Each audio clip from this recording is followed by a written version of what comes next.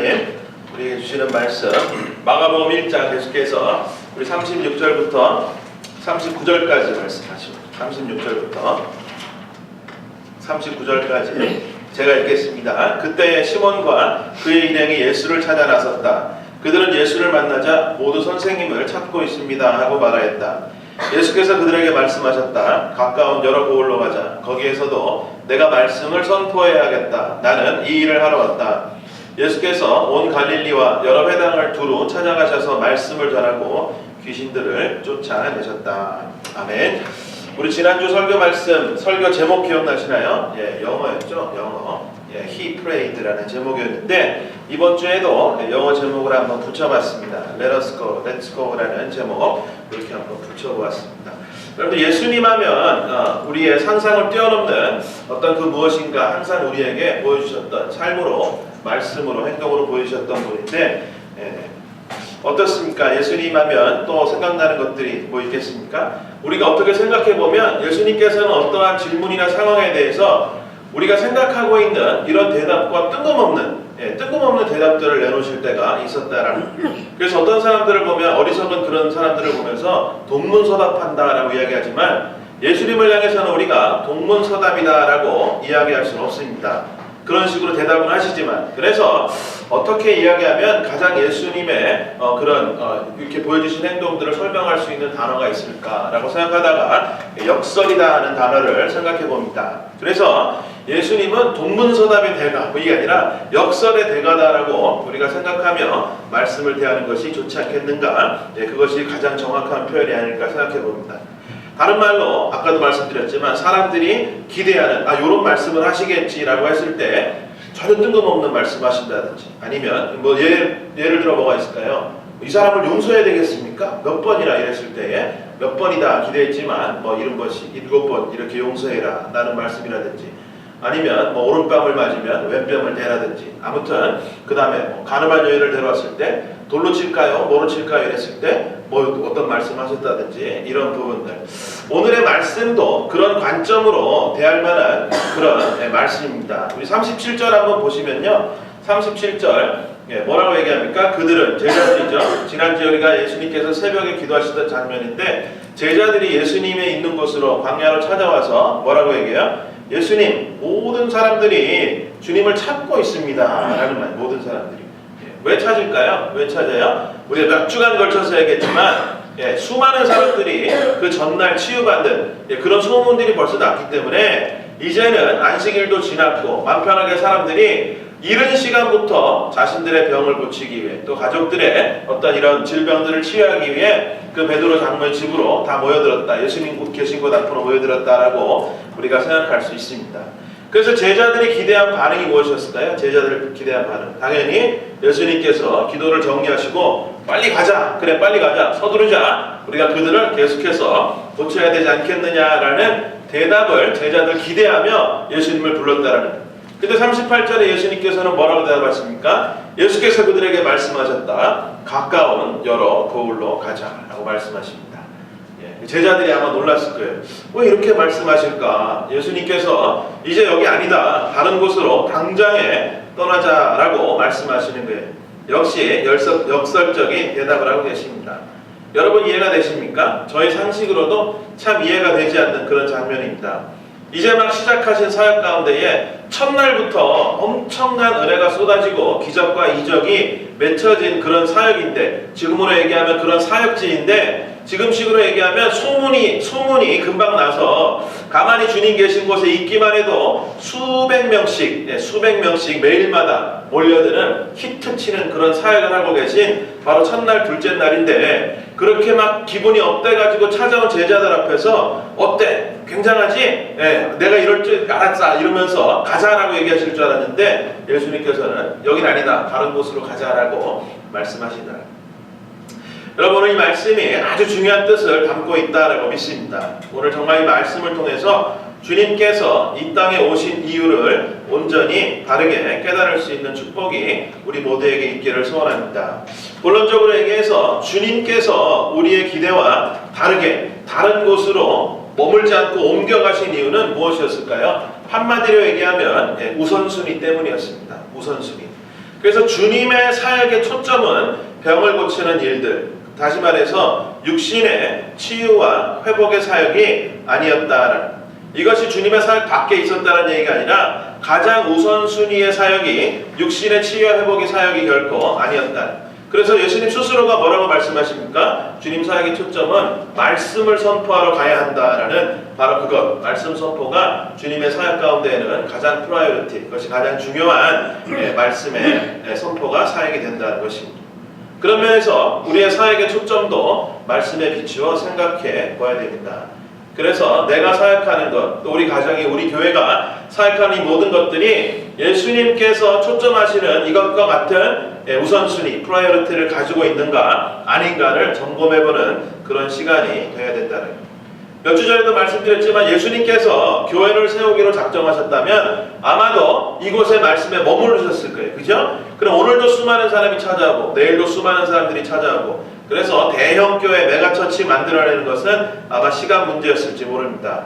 베니인이라고 제가 별로 좋아하지 않지만 치유한다는 이 사역자도요, 막 사람들이 쓰러지고 자기도 막 점프하면서 쓰러지고 뭐 이런 것들 몇 번 보여주니까 그 사람이 1년에 얼마를 재정으로 모았는지 아세요? 1년에 100억 불, 1년에 100억 불이라는 재정을 꼬박꼬박 모으는 이러한 그런 치유 사역자들도 있었는데, 하물며 주님께서 정말 하나님의 능력으로 귀신을 쫓아내고 병을 고치는 그 사역을 사람들이 보기만 하였더라도 수많은 사람들이 그곳에 순식간에 모여들었을 것이다. 그렇지만 주님께서는 그렇게 하지 않았다. 왜? 병 고치는 사역이 가장 중요한 사역이 아니었기 때문입니다. 더 중요한 하나님 나라를 선포하는 그 복음을 전하는 것이 주님의 가장 중요한 사역이었습니다.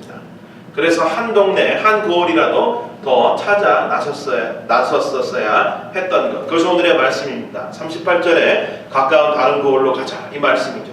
갈릴리 다른 마을들로 떠나갑니다. 성경에 수많이 기록하고 있는 거라사, 나인, 고라신, 베세다, 막달라, 디베라, 뭐 이렇게 닥치는 대로 주님의 발걸음이 닿는 곳으로 발걸음을 늘 제쳐가셨던 주님의 모습을 볼 수 있습니다.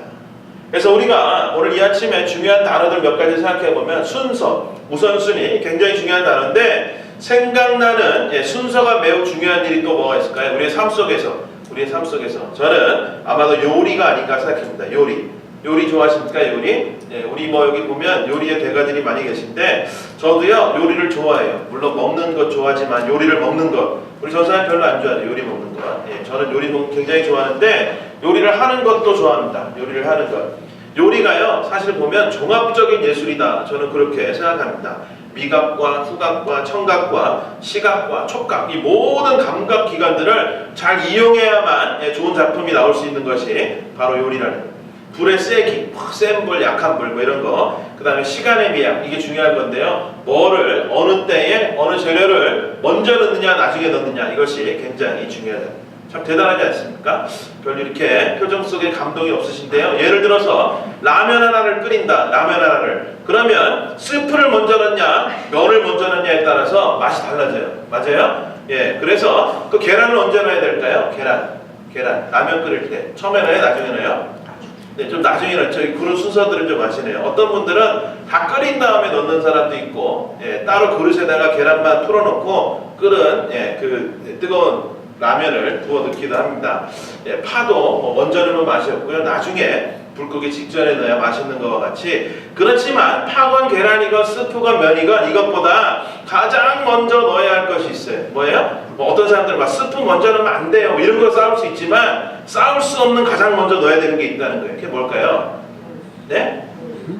면이요? 물 부어야죠. 물을 부어야죠. 조금씩 순서가 바뀌어도 서로의 의견을 주장할 수 있지만 바뀔 수 없는 재료가 있다는 거예요. 재료의 순서. 그것이 바로 물이어야 하듯이 주님의 사역도 그와 마찬가지예요.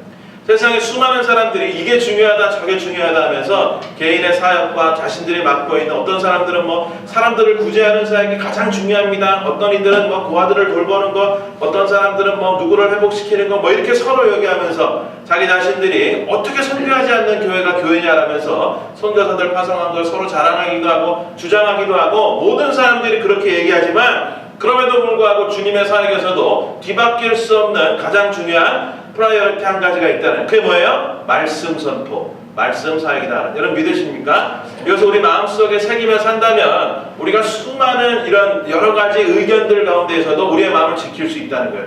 그래 저런 순서들은 이게 먼저일 수도 있고 저게 먼저일 수도 있지만 하나님께서 하나님의 나라를 선포하는 그 말씀 사역이 가장 중요한 사역이다라는 것을 우리가 늘 생각하고 있어야 됩니다. 그 말씀 사역의 대표적인 내용이 뭡니까? 바로 천국에 대한 그런 내용입니다. 주님께서 하나님의 성품과 천국에 대해서 말씀하시는데 결국 한마디로 얘기하자면 하나님은 너를 사랑하신다 이거예요. 당신의 나라가 아니라 예수님께서 새 계명을 가지고 이 땅을 오셔서 하나님 나라를 선포하신 그 복음은 당신들 여러 사람 중에 보는 것이 아니라 너 하나를 사랑한다라는 그 메시지를 가지고 이 땅에 오셨다라는 것입니다. 그래서 누가복음 15장에 보면 연속으로 세 가지 비유들이 나옵니다. 그죠? 그래서 잃어버린 드라크마에 관한 그런 이야기도 나오고 잃어버린 한 어린 양을 찾으러 가는 그런 목자의 이야기도 나오고 마지막으로 나온 것이 탕자의 이야기, 돌아온 탕자의 이야기도 그렇게 나오는 것. 이 모든 것들이 예수님께서 이 땅에 오셔서 하시고자 하시는 하나님 나라의 일들을 요약한 그런 세 가지 비유다라고 볼 수 있습니다. 하나님 앞으로 돌아오라. 영원히 그 사랑 안에 있기를 원하신다라는 이 말씀을 선포하시는 그 사역이 주님께서 이 땅에 오신 가장 중요한 사역의 핵심이라는 것입니다. 그래서 주님께서 오신 목적이 이 마가복음을 벌써 우리 꽤 오랜 기간 하지만 1장이 아직 끝나지 않았어요. 그럼에도 불구하고 명확하게 정리가 됩니다. 첫 번째로 가장 중요한 것 하나님의 나라 건설과 확장을 위해 주님이 오셨다. 아멘? 이것을 잊어버리면 안 됩니다. 그 방법이 복음을 전하시는 방법을 택하셨다는. 그리고 나서 세 번째로는 이 복음의 뒷받침이 되는 부수적인 일들을 행하셨는데 그 중에 한두 가지가 뭐예요? 귀신을 쫓아내거나 육신의 아픔을 치유하시는 이런 질병을 고치시는 이런 일들은 이것이 가장 중점되는 우선순위의 사역이 아니었고 복음을 증거하시다가 필요하실 때에 부수적으로 이 일들을 뒷받침하시기 위해서 주님께서 하셨던 사역이 바로 이 이적을 베푸시는 사역이 되었다는. 그랬기에 1번을 위해서는 2, 3번을 건너뛸 수 있고요. 1, 2번을 위해서는 3번을 건너뛰실 수도 있었습니다. 그렇기 때문에 수많은 병고침을 원하는 사람들이 주님 집에 찾아왔음에도 불구하고 주님께서 떠나실 수 있었던 이유는 그들을 미워해서가 아니라 사랑하지 않아서가 아니라 뭐 때문에 가장 중요한 프라이어리티 말씀을 증거하는 사역을 가지고 다른 곳으로 가셔야 했기 때문에 주님께서 발걸음을 떼셨다. 사실 다른 얘기지만 그러면 그들은 버려진 사람인가? 그렇지 않다라는 거예요. 주님께서 그 동네에 주님께서 이제 떠나시는 먼저 사역했던 그 동네는 누구를 통해서 일하십니까? 이제 그 모든 것들을 보았던 증인들을 통해서 주님께서 일하게 하신다는 거예요. 그리고 주님은 또 새로운 선교지를 개척하기 위해서 떠나가는 그런 장면을 볼 수 있습니다. 자, anyway 오늘의 교회들 그리고 우리의 신앙의 모습들을 한번 생각해 봅시다. 우리는 목적을 분명히 하고 사는 삶인가 한번 진실하게 생각해 봐야 됩니다. 안타깝게도 수많은 사람들이 또한 많은 교회들이 1, 2, 3번 이 순서대로 프라이어리티를 정하고 사역해야 됨에도 불구하고 어떤 사람들은 어떤 교회들은 거꾸로 3번이 가장 중요한 그렇게 매여있는 그런 사역지도 얼마나 많은지 모릅니다. 다시 말하면 예수님께서는 잃어버린 사람을 찾아가시는데 우리는 뭐를 찾아요? 주님만을 찾고 붙잡고 있다는 이유가 뭐예요? 우리의 소원을 좀 들어달라. 우리 소원을 좀 들어달라. 요즘 되면 또 어김없이 또 우리 목사님 또 왜 저러나 복 달라는 것은 집어치우라는 그런 말 같은데 아실지 모르지만 그럼 어떡합니까? 100번을 말해도 하나님께서 제게 주시는 감동은 그렇게 말해라 하는 그것을 저는 다르게 이야기할 수는 없습니다. 다시 말해서 우리는 예수님만 찾기만 해서는 안 된다는 거예요. 우리가 정말 참 제자라면 작은 예수라면 이제 예수님처럼 행동해야 되는데 그 프라이어리티를 가지고 복음을 가지고 주님을 기다리는 것이 아니라 주님이 필요한 사람들에게 찾아 나서는 것 이것이 우리의 삶의 가장 중요한 우선순위가 되어야 한다는 것입니다. 그래서 나를 위해 하는 신앙생활을 이제 멈춰야 되겠다라는 그 결단이 우리 가운데 있을 수 있기를 축복합니다. 교회 역시도 우리 교회가 교회되기 위해서 사역하는 것이 아니라 정말 주님을 위해서 사역하는 교회가 되어야 한다라는 것입니다. 교회가 교회다워질 때에 성도가 성도다워질 때에 하나님이 영광 받으시는데 그것은 바로 기다리는 교회, 기다리는 성도가 아니라 복음이 필요한 그곳에 주님과 함께 나아가는 성도와 가정과 교회들이 필요한 세상 속에 살고 있다. 여러분, 기독교는 이제 더 이상 물러설 것이 없습니다. 조롱당하는 기독교, 신뱉는 당하시는 주님을 더 이상 그대로 놔두고 볼 수가 없습니다. 그래서 우리가 정말 작은 교회지만 우리의 목적을 다시 한번 분명히 할 수 있기를 바랍니다. 그래서 우리가 딱 명심할 때에 교회의 존재 목적은 지난주에도 말씀드렸지만 성장이 아니다라고 얘기했습니다. 한 영혼을 위해서 있는 곳이 교회다. 보살피고 받아주고 가르치고 변화시키고 주님의 제자가 되는 한 사람을 만들어내는 것이 바로 교회다라는 그 사실을 다시 한번 생각해 볼 수 있기를 바랍니다. 우리의 존재 목적도 마찬가지로 주 안에서 기적을 누리는 것, 이적을 보게 하는 것, 이것이 우리의 존재 목적이 아니라 한 영혼을 위하여서 기꺼이 달려가는 그러한 삶으로 들여져야 한다는 것입니다. 오늘 말씀 다시 한번 우리 기억하면 제자들이 이른 아침에 주님을 찾아오지만 주님은 사람들을 찾아 나선다. 교회가 눈여겨봐야 됩니다. 결정해야 되는 거예요. 여러분, 우리 교회는 찾아오게 하는 교회입니까? 아니면 찾아서 나가는 사람들이 모는 교회입니까? 다른 말로 하자면 찾아오게 하는 교회다가 목표면 이게 다른 말로 뭐냐면 유명한 교회가 되는 것, 이것이 목표가 되어야 된다는 거예요. 여러분, 유명해지는 것이 목표라면요, 우리 교회에 일단 뭐부터 바꿔야 됩니까? 뭐부터? 우리 교회를 놓고 볼 때에 우리가 유명해지는 교회가 목적이라면 뭐부터 바꿔야 돼요? 저부터 바꿔야지. 저부터. 저 정도의 목사 가지고는 유명해질 수 없다. 저 목사 가르치고 좀 더 많이 배우고 유명한 어떤 열매가 있고 뭐 검증이 된 이런 사람들을 데려다가 일단은 목회자로 세워야 유명해질 찬스가 있습니다. 그리고 또한 예배 장소도 이런 것 가지고는 안 될 것입니다. 여러분, 손볼 것이 너무 많아서 어쩌면 아주 깨끗한 거 돈 많이 주고 옮겨야 하는 그런 장소로 옮겨야 할지 모릅니다. 하지만 교회의 목적이 유명해지는 것이 아니라 한 영혼을 위해 찾아 나가는 것이 우리 교회의 목적이라면 우리는 할 수 있다는, 어떤 환경이라도 어떤 상황이라도 이곳에 몇 명이 모여있다 할지라도 주님의 그 사역을 감당할 수 있다. 아멘? 여러분, 아멘입니까? 개척을 준비시키실 때에 하나님께서 주신 말씀이 사무엘상 22장 1절 2절의 말씀이었습니다.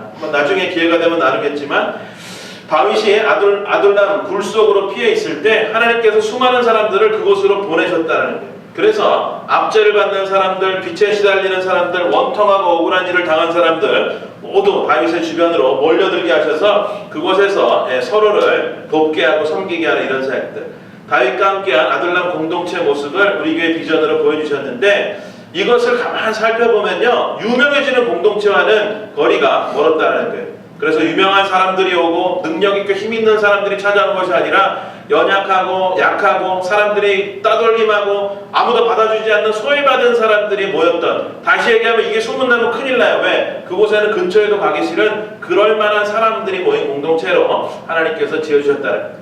그래서 우리 교회가 그런 사람들이 모였다라고 제가 이야기하는 것은 아니지만 하나님께서 세상을 바라보며 정말 외롭고 힘들고 소외되고 압제당하고 고통당하는 그들에게 우리로 하여금 그들을 품으라, 그들에게 나아가라는 그 마음으로 하나님께서 제게 그런 비전들을 보여주셨다라고 제가 지금 이야기하고 있는 것입니다. 그래서 저는 사실 유명한 교회를 꿈꾸지 않습니다. 정말 제 능력으로도 되지 않겠지만 제 정말 본심으로 한 번도 유명한 교회가 되어야 되겠다, 뭐 이런 것을 꿈꾸며 생각하고 있지는 않습니다. 그저 관계가 무너진 사람, 하나님을 모르는 사람, 사랑이 필요한 그 한 사람, 돌봄이 필요한 간 사람에게 나아가는 교회를 잘 하나님 도우심으로 지어가자라는 그런 소원을 가지고 꿈꾸며 소망하며 나아갑니다.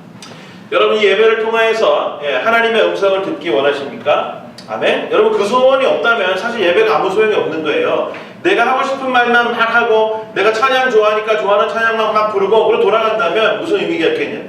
예배를 통해서 우리가 항상 메시지를 통해서든 기도 시간을 통해서든 찬양을 통해서든 심지어는 광고 시간을 통해서도 하나님의 음성을 들어야 되는데, 구약에 보면 하나님의 음성, 정말 참회함으로 나아가는 그 가운데에 하나님의 음성을 들은 선지자의 이야기가 나옵니다. 이사야 선지자인데 이사야서 6장에 우리가 잘 아는 내용들이 나옵니다. 하나님께서 이사야의 진실한 회개를 들으시고, 우리가 찬송에도 부르는 찬송이 제단 숯불레임 술에 대해 어찌 주저할까, 이거 그 찬송 가사의 끝이 뭐예요? 주여 나를 보내주소서. 이게 찬송 기억나시나요? 모르세요? 그 찬송이 있는데 그 찬송의 가사가 바로 여기서 나온 거예요. 그래서 참 회개를 들으시고 제단의 숯불을 천사가 하나가 들고 와서 그의 입에 대고는 내 죄가 사해졌다라고 하나님께서 말씀하시는 것이 이사야 6장에 나옵니다. 그리고 나서 6장 8절에 뭐라고 하나님이 말씀하십니까? 그때 나는 주님께서 말씀하시는 음성을 들었다. 내가 누구를 보낼까? 누가 우리를 대신하여 갈 것인가? 내가 아뢰었다. 제가 여기 있습니다. 저를 보내어 주시옵소서. 여러분, 이것이 하나님의 마음입니다. 정말 하나님 앞에 예배하며 참으로 회개하며 하나님의 음성 듣기를 소원하는 자들에게 하나님께서 예외 없이 주시는 말씀이 뭐예요? 누가 나를 위해 갈 것인가? 우리를 고생시키려고 하시는 것이 아니라 이것이 하나님의 마음의 소원이기 때문에 가장 원하시는 것을 예배하는 참 신령들에게 들려주시는 말씀이 바로 이거라는. 그래서 오늘 저는 저와 여러분에게 하나님께서 동일하게 이사야에게 주셨던 이 말씀을 우리에게 또 우리 교회에게 주시는 줄 믿습니다. 그렇게 확신합니다. 그래서 이 부르심이 저와 여러분 우리의 모든 사람들 마음속 깊이까지 들려주시는 이 아침이 되어지기를 간절히 축원합니다. 사도 바울도 신약에 이렇게 권면합니다. 디모데후서 4장 2절 너무나 잘 아는 말씀 그대는 말씀을 선포하십시오. 기회가 좋든지 나쁘든지 꾸준하게 힘쓰십시오. 끝까지 참고 가르치시면서 책망하고 경계하고 권면하십시오. 이걸 사실 개역 한글로 보면 더 우리 마음속에 더 올 때도 있는데 너는 말씀을 전파하라. 때를 얻든지 못 얻든지 항상 힘쓰라 라고 우리에게 주고 있다는. 역시 뭐예요? 사도 바울도 우리에게 주고 있는 가장 프라이어리티는 주님을 기다리며 기대하며 내 소원을 위해서 사는 것이 아니라 복음을 들고 말씀을 가지고 한 사람에게 나아가라. 때를 얻든지 못 얻든지라고 신약에서도 역시 주님께서 감동으로 우리에게 권면을 주고 계시다. 여러분, 공의 얘기할 때 마지막 때를 살고 있습니다. 한 번뿐인 인생을 살고 있지 않습니까? 가치 있게 살아야 합니다. 그래서 주님 부탁하신 대로 살아야 할 줄 믿습니다.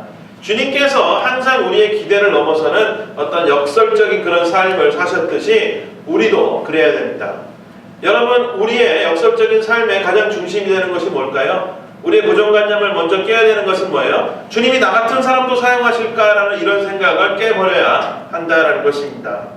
남들이 다 신앙생활이라는 것을 이야기할 때 주님, 내게 주님이 필요합니다. 떠나지 마세요. 날 도와주세요. 내 말 좀 들어주세요. 이런 것을 구하는 것이 신앙생활이라고 이야기하는 그것들을 들을 때에 우리는 그것이 스탠다드가 아니다라고 외칠 수 있어야 합니다. No, 그게 아니다. 그러면서 뭐라고 이야기해야 됩니까? 내 삶의 목적은 말씀을 외치며 증거하는 삶이 내가 소원하는 삶이다라고 외칠 수 있는 그런 고백이 우리 안에 있어야 할 줄 믿습니다.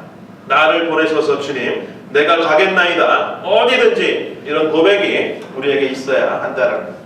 어디로 가시겠습니까? 전사님 뭘 위해 기도하십니까? 중국을 품고 기도하기도 하고 수많은 사람들이 아프리카를 품기도 하고 어떤 사람들은 이렇게 나에게 마음을 주시면 아주 놀라운 사역지로 가겠다라고 품고 기도합니다. 아니면 요즘에 어떤 우리 동네 어떤 목사님들처럼 3,000명 교회에서 5,000명 교회로 가는 것, 이것이 순종의 발걸음일까요? 아니면 주님 말씀하셔서 주님 원하시는 곳에 내가 가겠나이다. 이래서 한국에서 미국으로 왔다라면서 본인들을 소개하는 분들이 있어요. 내가 기도해보니까 하나님께서 여기가 아니라 미국 가 살아라라는 마음을 주셔서 순종해서 왔다. 이것이 대단한 순종의 발걸음일까요? 예, 물론 그럴 수 있다. 그렇지만 오늘 말씀을 통해서 우리는 더 소중한 믿음의 순종의 발걸음이 무엇인가를 확실히 알 수 있기를 바랍니다. 지극히 작은 자 하나에게 가는 것, 그들에게 물 한 그릇 떠다가 가져다 주라는 주님의 부탁에 순종하는 작은 자 한 사람의 순종이 저는 더 하나님이 기뻐하시는 순종이라고 믿습니다. 그것이 오늘 38절에 나온 내용입니다. 38절 한번 다 같이 읽어볼까요? 38절 시작. 예수께서 그들에게 말씀하셨다. 가까운 여러 고을로 가자. 거기에서 내가 말씀을 선포해야겠다. 나는 이 일을 하러 왔다. 주님께서 이 일을 하러 왔다라고 얘기합니다. 그러면서 머물지 말고 다른 고을로 가자. 그래서 제가 제목을 렛츠고라고 했는데 영어로 한번 보시면요. NIV에도 Let's Go, 그 다음에 킹 제임스 버전에도 Let's Go, 그 다음에 NASB에도 Let's Go라고 공이 나와 있습니다. 그리고 나서 어디로 가셨는지를 좀 자세히 볼 수 있어야 되는데요. 첫 번째 NIV에 뭐라고 되어 있어요? Nearby villages 이렇게 되어 있고요. 두 번째로는 Next town이라고 되어 있습니다. 그리고 세 번째 번역에는 역시 Towns nearby라고 되어 있는 거예요. 주님께서 뭐라고 얘기하십니까? 이제 하나님의 음성을 듣고 내가 어느 새로운 개척지로 가겠다라고 이야기하는 것이 아니라 그저 뭐라고 얘기해요? 가까운 곳으로 가자. 가까운 곳. 우리가 갈 수 있는 가장 가까운 곳으로 발걸음을 향해야 된다라고 이야기하고 있는 것에 주목할 수 있어야 됩니다. 여러분, 주님의 부르심을 기대하며 소원하며 기도하고 계십니까? 마치 우리가 어떤 새로운 것, 정말 놀라운 것으로 인도하심을 소원한다면 그것이 주님의 뜻일 수도 있지만 저는 대부분 주님의 뜻과는 상관없다라고 이야기 드리고 싶습니다. 왜냐하면 주님께서도 이 복음을 들고 본인이 가실 수 있는, 뭐 이렇게 눈만 딱 감으면 어디로 갈 수 있는 그런 분이셨음에도 불구하고 본인이 갈 수 있는 곳으로 제자들을 이끌고 열심히 다니셨던 그 주님의 모습이 우리도 똑같이 소원해야 되는 모습이라는. 그래서 내가 부르심을 소망하며 기도하는 가운데도 내가 뜬금없는 곳으로 보낼 때만 순종하는 것이 아니라 가까운 것, 바로 내 옆, 바로 우리 옆집이 나의 선교지가 될 수도 있겠구나라는 그 마음을 먼저 가질 수 있어야 한다는 것. 저와 여러분이 그 순종의 한 사람이 되기를 소원합니다. 그래서 우리 교회가 그리 유명하진 않다 할지라도 그런 작은 쓰임에 순종하는 그런 교회가 될 수 있기를 소원합니다. 오늘 말씀이 바로 그런 말씀입니다. 주님이 바로 아버지의 소원을 담아 그 발걸음을 재촉하며 이곳저곳으로 달려가고 계시다라는 것입니다. 여러분, 주님을 찾는 사람들을 마다하시고 이곳이 좋사온이라고 말씀하지 않습니다. 그 한 영혼에게 천국 복음, 그 말씀을 증거하시려고 주님께서 이른 아침부터 그 발걸음을 재촉하고 계시다라는. 우리는 결코 주님의 발걸음을 외롭게 하지 말아야 합니다. 그래서 정말 주님과 나도 동행하기를 꿈꾸며 소망하는 저와 여러분 모두가 될 수 있기를 소원합니다. 오늘 말씀의 제목과 같이 렛츠고, 주님께서 가자라고 말씀하시는 그 음성이 들리십니까? 그때 우리가 먼 곳을 소망하지 않고 바로 우리 주위를 돌아보며 복음을 들어야 할, 말씀을 들어야 할 그들에게 과감하게 복음을 증거하기를 원합니다라는 그 마음의 소원을 가지고 기도하며 결단하며 나가는 이 귀한 아침 되어지기를 주의 이름으로 다시 한번 간절히 부탁드리며 축복합니다. 같이 한번 기도하겠습니다.